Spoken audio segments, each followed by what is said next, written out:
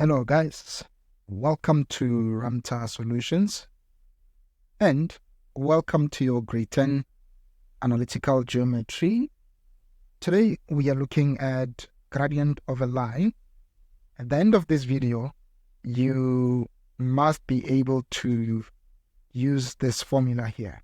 Okay, so how we're going to move about in this video is that first we're going to derive the gradient formula, then move to parallel and perpendicular lines, and then conclude this with worked examples.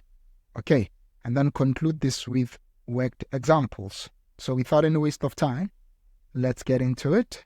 So now we're going to derive, oh boy, the writing is too big. So we're going to derive the gradient formula. Okay, we're going to derive the gradient formula. All right, we're going to derive the gradient formula. So, but what is a gradient? Remember, when we talk of a gradient, we are talking of a measure of the steepness of a line, okay? Maybe let me write it down. Gradient is a measure, It's a measure, not of. Gradient is a measure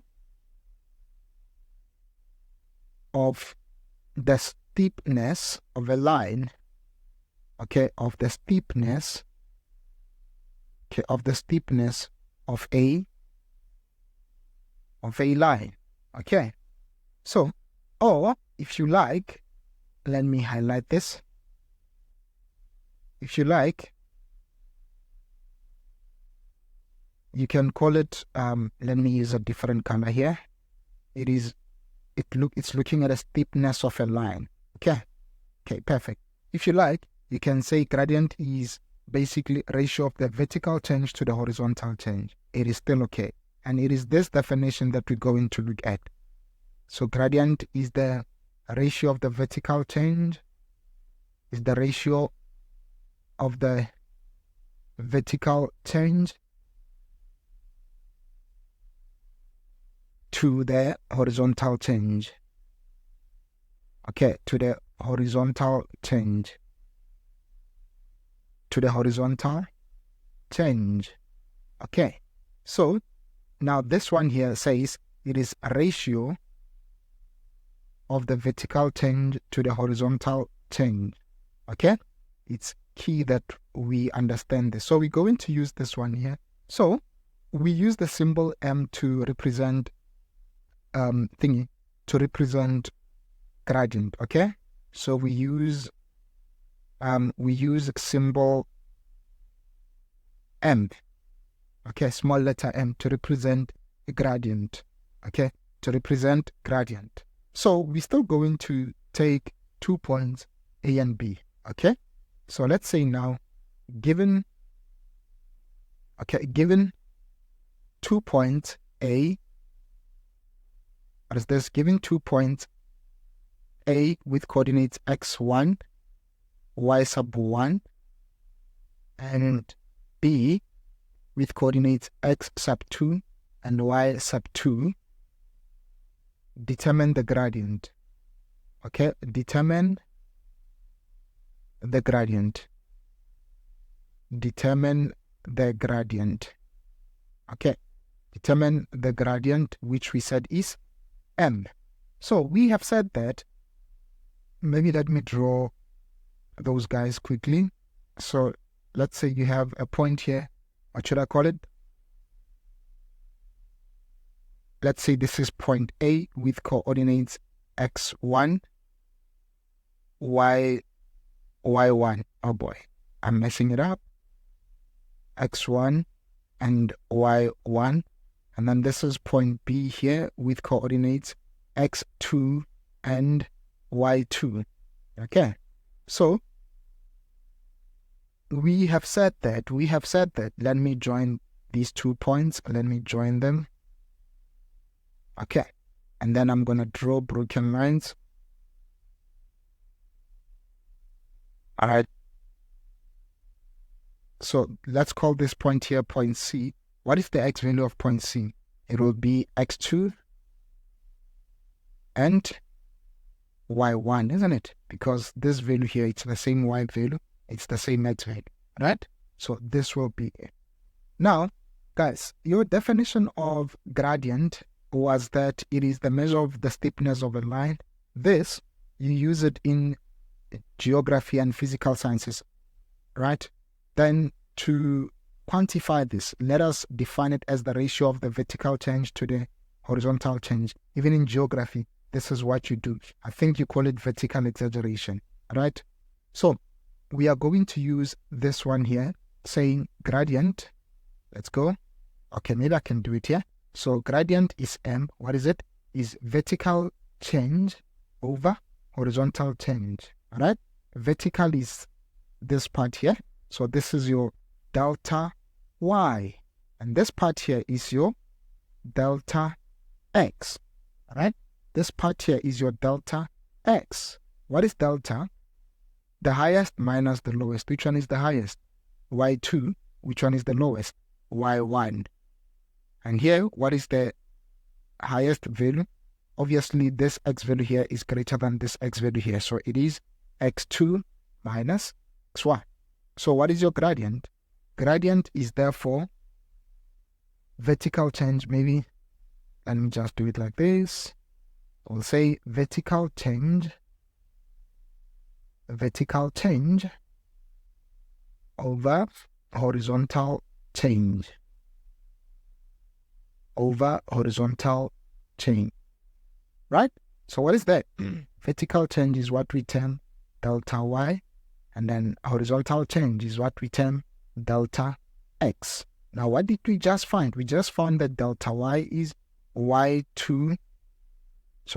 delta y is y sub 2 minus y sub 1, whereas delta x is x sub 2 minus x sub y. Right? So this is your gradient. Now, we are basically saying gradient.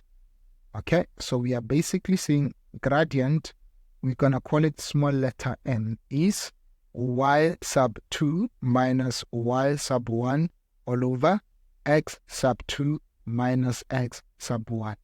Remember, guys, if you are given 2 points, if you start with y value of, say, point B, you must also start with x value of point B at the bottom. Okay, this is how you use your gradient formula.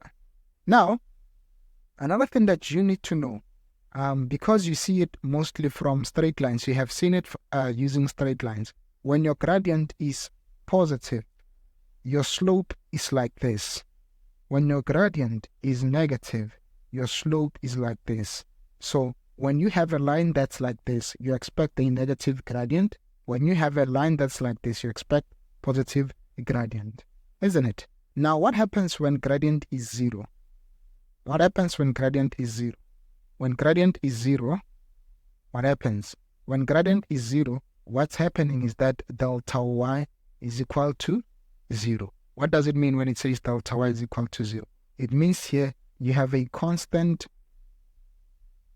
okay, you have a constant horizontal line. You have a constant horizontal line.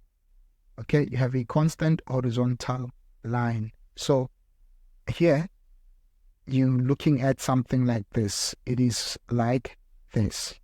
Okay, so when gradient is undefined, okay, when gradient is undefined, what's happening? This is where your delta x is equal to 0. All right, when delta x is equal to 0, what's happening? When delta x is equal to 0, check this out. Remember, gradient is equal to delta y over delta x. So you can imagine delta y over 0. This is undefined, isn't it? This is undefined. Okay, this is undefined. So we don't have a gradient here. Okay, we don't have a gradient, so we're not even gonna consider saying we have a straight line. Of course, you will be having something like this. It will be your, what we call, it will be your, so this will be a constant vertical line, sorry. It will be a constant vertical line. Okay, it will be a constant vertical line.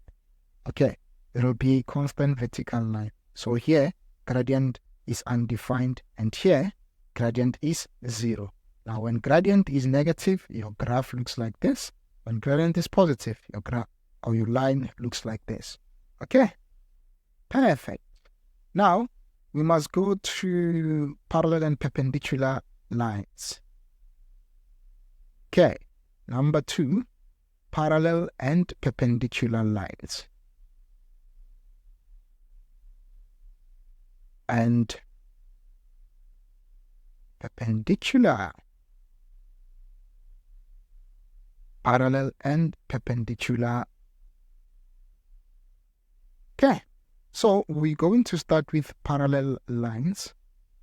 We're going to start with parallel lines. So these lines, one thing you should know, they have the same gradient. They have the same gradient. Okay, they have the same gradient. Okay, that's one thing you need to know about them. So in other words, I'm saying, let me give you a line, for example. Maybe I will need to copy it and paste it here. Okay, this is your line here. I'm going to copy it and paste it here. Okay, so this is your line. Okay, so what is happening? This is your line. Let's call this line here line 1, and let's call this one here line 2. So what is happening? These arrows are showing you that they are similar. They have the same gradient. They are parallel. So what this means is that gradient of line 1 is equal to gradient of line 2. Okay, remember guys, this does not mean that they have the same equation. They don't have the same equation.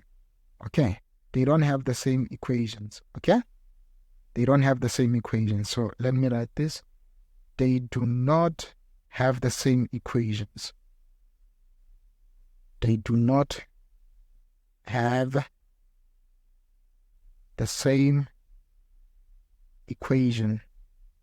Right? They do not have the same equation. Okay, they only have similar gradient, but they do not have the same equation. Okay, so these are parallel lines. Okay, these are parallel lines. Now, let's talk perpendicular lines. Perpendicular lines. Okay, perpendicular.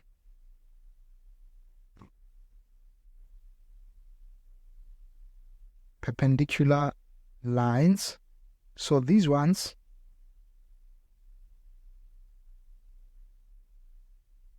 they form, okay, they intersect. Let me say they intersect. Okay, they intersect, because I don't want to, okay, they intersect and form a 90 degrees and form a 90 degrees at the point of intersection. Okay, at the point of intersection. Okay, at the point of intersection. Okay, and then product of their gradients is -1. Product of their gradient is -1. That means line 1 times line 2, gradient of line 1 times gradient of line 2 is equal to -1. So what this means is that gradient of 1 is the reciprocal of the other. Okay, gradient of 1 is the negative reciprocal. Let me put it like that. Is the negative reciprocal of the other. Okay, is the negative reciprocal of the other. Okay, is the negative reciprocal of the other. Okay, so how do we see these? I'm going to say line 1. Okay, let me draw a line. Let's say this is line 1, And then I'm going to say this one here is line 2. Okay, so this is line 1. And this one here is line 2. Now, where they're intersecting, they form a 90 degrees, right? Where they're intersecting, they form a 90 degrees. So, as you can see, this is what we term perpendicular lines. Okay, these are what we term perpendicular lines. Okay, guys? These are what we term perpendicular lines. Okay. Now, let's head to the third part of this video, which is worked examples. All right, worked examples. Now, with our worked examples, I'm going to begin with example 1. It says, calculate the gradient of the line. Let me write it down. Calculate the gradient of the line joining, let me say joining. Okay, calculate the gradient of the line joining which points? -3 and 2 and point 1 and 1. So what is our solution? Our solution, we will say, okay, gradient is y sub 2 minus y sub 1 all over x sub 2 minus x sub 1. What is it? If I call this point 2, this is point 1. So it'll be 1 minus 2, isn't it? Y value here is 1, y value here is 2. Now 1 minus 3, 1 minus 3. You guys have calculators, so this will be -1 over 4. So your answer is -1 over 4. Isn't it? Your answer is -1 over 4.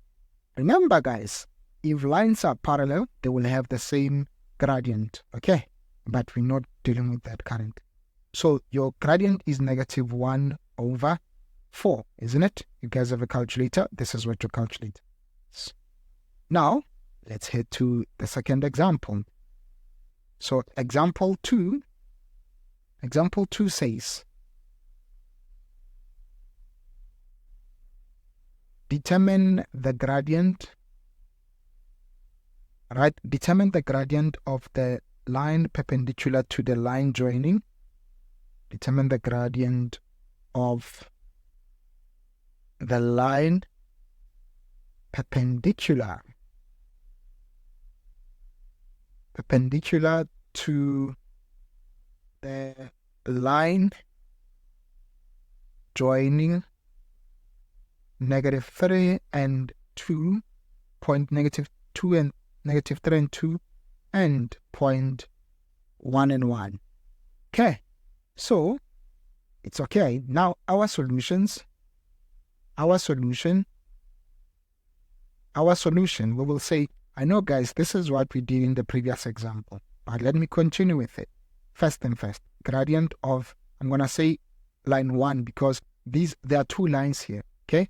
Gradient of line 1 is y2 minus y1 over x2 minus x1. Let me write it horizontally. Right, what? So it'll be, this is point 2, this is point 1. Point 2, y value is 1. Point 1, y value is 2. Point 2, x value is 1. Point 1, x value is -3. We found that this is -1 over 4. Now, there's a point I mentioned to you guys when you're looking for perpendicular lines. I said gradient of one is the negative reciprocal of the other. So, by saying it's a negative reciprocal of the other, it means negative reciprocal of -1 over 4 will be +4. Okay, but let's see. So 1 perpendicular times, let me call this perpendicular, times gradient 1 will be -1. What is gradient of the perpendicular line? Okay, what is gradient of the perpendicular line?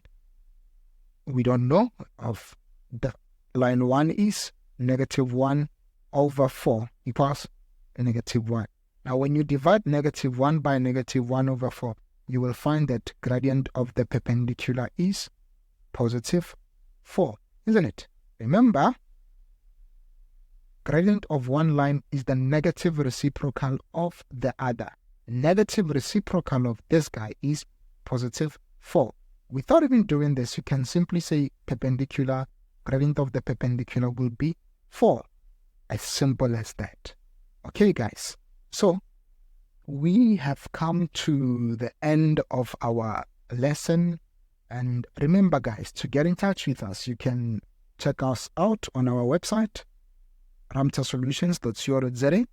And in this website, you can get links to our email address. You can click on this icon on our website. It'll automatically open your mailbox, so you can send us an email, or you can subscribe to our channel on YouTube, and you can also follow us on your favorite social media, your Twitter, your Facebook, and your Instagram. So this is it, guys. And by the way, also, if you're looking for a tutor, you can also email us. To conclude, on the very same website, you will see a WhatsApp icon. If you would like to communicate with us, you can also communicate with us on WhatsApp. Okay, so with that being said, it's bye-bye.